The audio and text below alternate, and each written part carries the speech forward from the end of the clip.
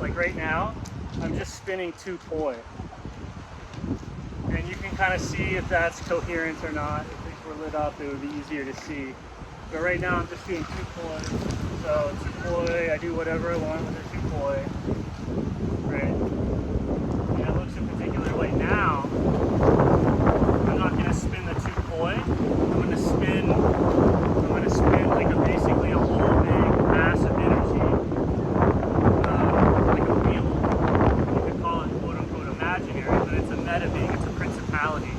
So I'm going to actually link the poi together so that they're one object, right? But they're clearly not one object, and to link them together into one object, it'll move like an object. I have to inhabit or embody the 2 poi, right? So when people say like become one with the object, like to get these to move in like a truly synchronized way, it's not like, oh, is each individual poi doing something?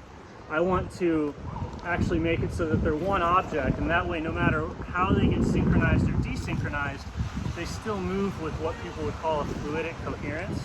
That's my consciousness using them as a body, right? If I get one consciousness enveloping 2 objects, then I've incarnated into that thing, and the relationship between the 2 objects thus expresses my incarnation or my presence in there, right? So the way that like my hands both share a single consciousness, and their relationship between each other reflects like me, because I'm inhabiting those 2 objects. Except in the case of my body, it's like 7 trillion cells or something like that. And the relationship between all the cells lets you see what I'm doing, even though I'm only living in the cells, I'm only inhabiting the cells of my consciousness. They start to reflect what my consciousness is doing from embodying it. So you can see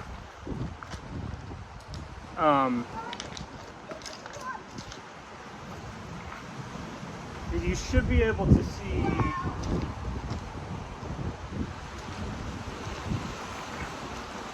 I'm not that good at embodying the poi, but there should be, like, especially if it was lit up, you would be able to see a slight difference. And that's also called riz. Like when somebody has riz or charisma, they're inhabiting their body, and thus any relationship that they do shows that, versus somebody who's not inhabiting their body. They'll just have a part here and a part there, and they move the parts around, but it actually, the relationship of the parts, it doesn't show them, it just looks a particular way, right? So this happens at the level of like sports teams, like quarterback, nations, armies, like whatever, relationships, friendships, marriages, gangs. Is there something or someone inhabiting or embodying itself through those people? And when something is truly embodying something, it moves with the coherence of a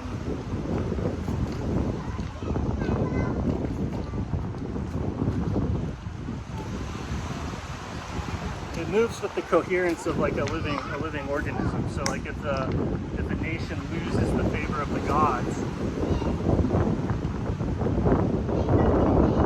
stuff just starts to break down.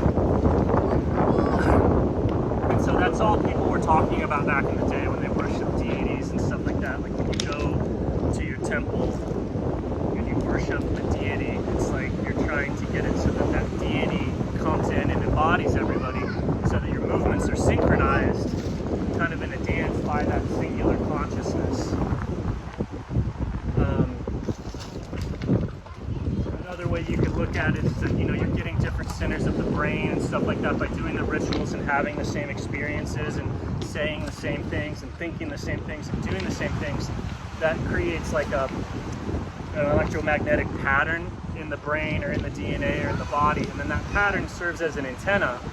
And so that antenna will actually get everybody on the same frequency, everybody on the same vibe. So you could all be focusing on, Christ or Zeus or Thor, or Mars, or Eros or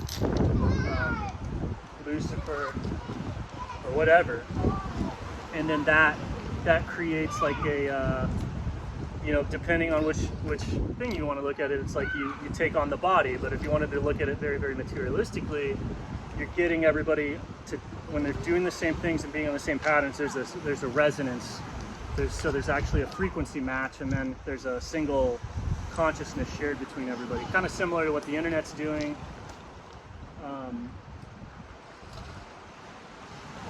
The cell phones allow people to put their perception on identical frequencies, so that's what lets us like basically share a dream space. Like if you're watching this, you're here right now because the cell phone is allowing your memory to tune into this exact moment.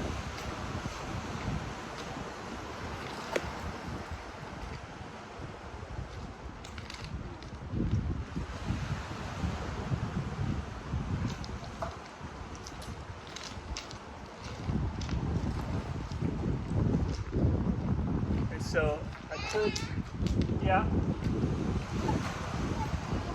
Do what? Yeah, we'll play in the waves. Anyway, that's that.